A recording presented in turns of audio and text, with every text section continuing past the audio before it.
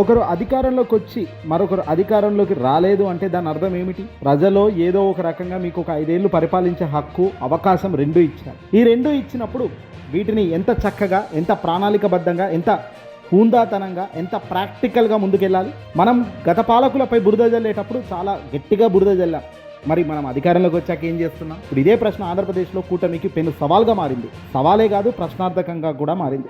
ఎన్నికల్లో ప్రచారంలో నిలబడి మేనిఫెస్టో చూపిస్తూ సూపర్ 6, సూపర్ 7 అంటూ హామీల వర్షం కురిపించిన చంద్రబాబు నాయుడు, తెలుగుదేశం పార్టీ అధినేత, జనసేన పార్టీ అధినేత పవన్ కళ్యాణ్, అలాగే మోదీ సర్కార్ బీజేపీ ముగ్గురు కలిసి కూటమి అధికారంలోకి రావాలి, జగన్ ఓడిపోవాలి, జగన్ అప్పులపాలు చేశాడు, రాష్ట్రాన్ని గాడిలో ఉండాలన్నా, రాష్ట్రం పర్ఫెక్ట్గా ముందుకు తీసుకుపోవాలంటే నేనే అధికారంలోకి వస్తే బాగుంటుందని చాలా గొప్పగా చెప్పారు మాటలు చంద్రబాబు నాయుడు గారు. సరే, అధికారంలోకి అయితే వచ్చారు. మరి కట్ చేస్తే 2 సంవత్సరాల్లో తను చేసిన పరిపాలన ఏంటి, తను చేసిన అప్పుల లెక్కలేందో చూస్తే నిజంగా నోరులు వెళ్ళబెడుతున్నారు. ఈ నోరులు సామాన్యులు కాదు వెళ్ళబెట్టేది, కేంద్రంలో ఉన్న పెద్ద పెద్ద వాళ్ళే నోరులు తెరు. స్పీడ్గా అప్పులు చేయడంలో చంద్రబాబు నెంబర్ 1 అగ్రస్థానంలో నిలిచారట. ఎస్, స్పీడ్ ఆఫ్ డూయింగ్ అప్పుల్లో మాత్రం ఆంధ్రప్రదేశ్ రాష్ట్రం చంద్రబాబు నాయుడు గారు అగ్రస్థానంలో ఉన్నారు. ప్రతి మంగళవారం అప్పులు చేయడంతో పాటు బడ్జెట్ బయటకు కూడా దొరికిన చోటలల్లా ప్రతి దగ్గర అప్పులు చేస్తూ 2 ఏళ్లు కాకుండానే రాష్ట్రాన్ని అప్పుల ఉబ్బిల్లో ముంచి తేల్చేశారు. తాజాగా మంగళవారం అప్పుల బడ్జెట్లో ఏకంగా 4,600 కోట్లు అప్పు చేశారు కూటమి సర్కార్, చంద్రబాబు నాయుడు గారి ప్రభుత్వం. ప్రభుత్వ సెక్యూరిటీలను వేలం వేయడం ద్వారా ఈ మొత్తం ఆర్బీఐ సమకూర్చి రాష్ట్ర ఖజానాకు ఇచ్చింది. 2 ఏళ్లు కాకుండా చంద్రబాబు నాయుడు గారు సర్కార్ చేసిన అప్పులు ఎంతో తెలుసా? 3,40,000 కోట్లు అప్పులు చేశారు ఈ 2 ఏళ్లు పూర్తి కాకుండానే.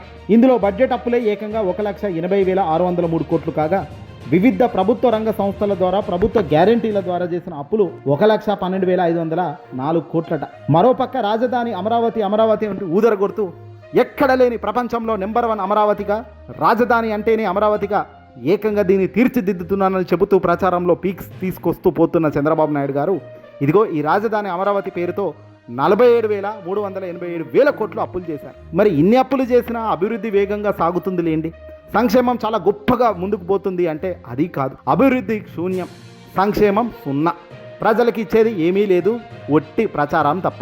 అప్పు చేయకుండా రాష్ట్ర సంపద పెంచడం ద్వారా సూపర్ 6తో పాటు గతంలో జగన్మోహన్ రెడ్డి గారి ప్రభుత్వంలో చేసిన పథకాలన్నీ ఇంకా మెరుగ్గా అమలు చేస్తానంటూ ఎన్నికల ముందు చంద్రబాబు ఊదరగొట్టిన విషయాలు ఇప్పటికే మన కళ్ళ ముందు ఉన్నవి. అధికారంలోకి వచ్చి దాదాపు 2 ఏళ్లు కాకుండానే రాష్ట్ర ప్రజలపై భారీగా అప్పుల భారం మోపుతూ హామీలన్నీ ఎగరగొడుతూ పోతున్నారు. రాష్ట్ర సంపద పెంచడంలోనూ ఫెయిల్ అవుతున్నారు. దొరికిన చోటల్లా అప్పులు చేయడంలో మాత్రం ఫస్ట్ క్లాస్ పాస్ అవుతున్నారు. గత వైఎస్ఆర్సీపీ ప్రభుత్వం 5 ఏళ్లలో ఎంత అప్పు చేసిందో తెలుసా? జగన్మోహన్ రెడ్డి గారు 5 సంవత్సరాలు అయిపోయిన తర్వాత తాను 5 ఏళ్లు అధికారంలో ఉండి చేసిన అప్పు 3,31,000 కోట్లు కాగా, అందులో ఏకంగా ఆయన 2,73,000 కోట్లు డీబీటీ ద్వారా నేరుగా ప్రజల ఖాతాలోకి, లబ్ధిదారులకు బదిలీ చేశారు, ట్రాన్స్ఫర్మేషన్ చేశారు, అకౌంట్ ట్రాన్స్ఫర్ చేశారు. కానీ ఇదే చంద్రబాబు నాయుడు గారు 40 ఏళ్ల ఇండస్ట్రీ పెద్ద మనిషి చాలా గొప్పగా అధికారంలోకి వస్తే మొత్తం అప్పులను మటుమాయం చేసి ఆర్థికంగా పైకి లేపుతానని చెప్పిన మాయమాటలు చెప్పిన ఈ పెద్ద మనిషి 2 ఏళ్లు కాకుండానే అప్పులు 3,40,000 కోట్లు అప్పులు చేసి పారేశారు. జగన్ చేసిన 5 సంవత్సరాల కన్నా ఎక్కువ అప్పు 2 ఏళ్లలోనే ఈయన చేసేసాడు. పైగా ఆయన అక్కడ పంచాడు, ఈయన పంచను కూడా పంచలేదు. ప్రజలకు ఇచ్చిన హామీలను మాత్రం ఎక్కడా అమలు చేయలేదు చంద్రబాబు. కొత్తగా యువతకు ఉద్యోగాలు ఇవ్వలేదు, అభివృద్ధి చేయలేదు, రాష్ట్ర ఆస్తులకు సృష్టించలేదు. పైగా అప్పుల స్థాయి మాత్రం విపరీతంగా పెరుగుతూ పోతుంది. రాష్ట్ర సంపద కానీ, ప్రజల సంపద కానీ ఎక్కడా పెంచిన దాఖలాలు లేదు. మొత్తంగా చూస్తే రాష్ట్రాల ప్రజలపై ఊహించని స్థాయిలో వాళ్ళ నెత్తిన అప్పుల భారం మోపుతూ పోతున్నారు. ఇక్కడ విచిత్రం ఏంటంటే, అమరావతి పేరుతో ప్రపంచ బ్యాంకుల నుంచి తెస్తున్న అప్పులు ఎంతో ఒక్కసారి మీ ముందు పెడుతున్నాము. ఈ ఫోటో చూడండి. రాష్ట్ర రాజధాని అప్పులు ఇవి. ఈ రాజధాని అప్పుల్లో ప్రపంచ బ్యాంకు నుంచే 15,000 కోట్లు తెచ్చారు. హడ్కో నుంచి 11,000 కోట్లు, జర్మనీ కంపెనీ నుంచి 5,000 కోట్లు, ఎన్ఏబిఎఫ్ ఐడి నుంచి 7,500 కోట్లు, ఏపీపీఎఫ్సి నుంచి 1,500 కోట్లు, నాబార్డ్ నుంచి ఏకంగా 7,387 కోట్లు. మొత్తం రాజధాని అమరావతి కోసం చేసిన అప్పులు 47,387 కోట్లు. ఇకపోతే చంద్రబాబు సర్కార్ బడ్జెట్ అప్పు చూస్తే 2024-25 ఆర్థిక ఏడాది మొత్తం అప్పు 81,071 కోట్లు. అప్పుడు జగన్మోహన్ రెడ్డి గారు అప్పటి వరకు అధికారంలో ఉన్నారు 2024 దాకా. 2024 జూన్ నుంచి అధికారంలోకి కూటమి ప్రభుత్వం వచ్చింది కాబట్టి అక్కడి నుంచి స్టార్ట్. ఇక 2025-26 ఆర్థిక ఏడాది చూస్తే 81,532 కోట్లు. ఇక 2026-27 ఆర్థిక ఏడాది ఆర్బీఐ గణాంకాలను చూస్తే కనుక ఏకంగా ఏప్రిల్ 7వ తేదీన 4,400 కోట్లు అప్పు చేశారు. ఏప్రిల్ 21న 4,600 కోట్లు చేశారు. మే 5వ తేదీన 4,400 కోట్లు, అలాగే మే 19వ తేదీన 4,600 కోట్లు. మొత్తం అప్పులు, బడ్జెట్ అప్పులు 1,80,603 కోట్లు చేశారు. ఇవే కాకుండా బడ్జెట్ బయట నుంచి వివిధ కార్పొరేషన్ల నుంచి కూడా చంద్రబాబు సర్కార్ విపరీతంగా అప్పులు తెస్తున్నారు.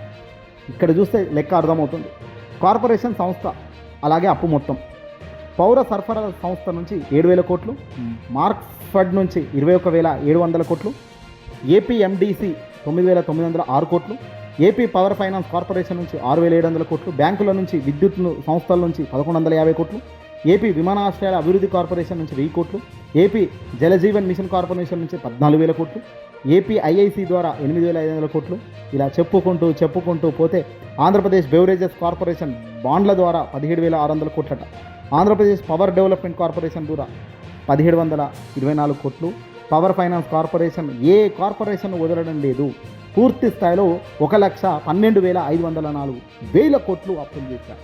ఏకంగా మొత్తం చేసిన అప్పులు 3,40,494 కోట్లు. అంటే జగన్ 5 ఏళ్ల కాలంలో 5 ఏళ్ళు పూర్తి కాలం అయిపోయిన తర్వాత అప్పులు 3,30,000 కోట్లు. అందులో ఆయన పంచిందే 2,70,000 కోట్లు, 70,000 కోట్లు. అయితే ఇక్కడ 5 ఏళ్ల కాలంలో చేయాల్సిన మొత్తం అప్పు 2 ఏళ్ల కాలంలోనే పూర్తిగా ఫినిష్ చేసే కార్యక్రమానికి శ్రీకారం చుట్టిన చంద్రబాబు నాయుడు గారు సంపద ఎలా సృష్టిస్తున్నారు, ప్రజలకు చెప్పాలి కదా. సంపద నేను ఏ విధంగా సృష్టిస్తానని చెప్పాడు. పూర్తిగా 100% మోసం చేసిన విధానానికి శ్రీకారం చుడుతున్న లాగే కనబడుతుంది. ఎన్నికల్లో ఇచ్చిన ప్రతి అంశాన్ని తూచా తప్పకుండా మోసం చేస్తున్న విధానానికి శ్రీకారం చుడుతున్నారు. గతంలో వైఎస్ఆర్సీపీ పార్టీ జగన్మోహన్ రెడ్డి గారు ప్రతి మంచి తాను చేసినప్పటికీ, ప్రతి పథకం పారదర్శకంగా ప్రజల చేతికి అందేలా తాను అవినీతి రహితంగా చేసినప్పటికీ తనన్నేమో మోసం చేశాడు, అవినీతి చేశాడు అని బురద జల్లుతూ ప్రతి నిత్యం కోర్టులకు పోతూ అడ్డకట్టలు వేసిన ఇదే చంద్రబాబు నాయుడు గారు ఇప్పుడు తాను అధికారంలోకి రాగానే మాత్రం తాను అందిన కాడికి దోచుకో, పంచుకో, తినుకో అనే పద్ధతిలోనే తాను ముందుకు పోతున్న విధానం స్పష్టంగా కళ్ళకు కనబడుతున్నప్పుడు దీన్ని అభివృద్ధి అంటారా, అనగదొక్కడం అంటారా, అప్పుల బాలు చేస్తున్నారంటారా, రాష్ట్రం దివాలా దిశగా అడుగులు పడుతున్నాయంటారా?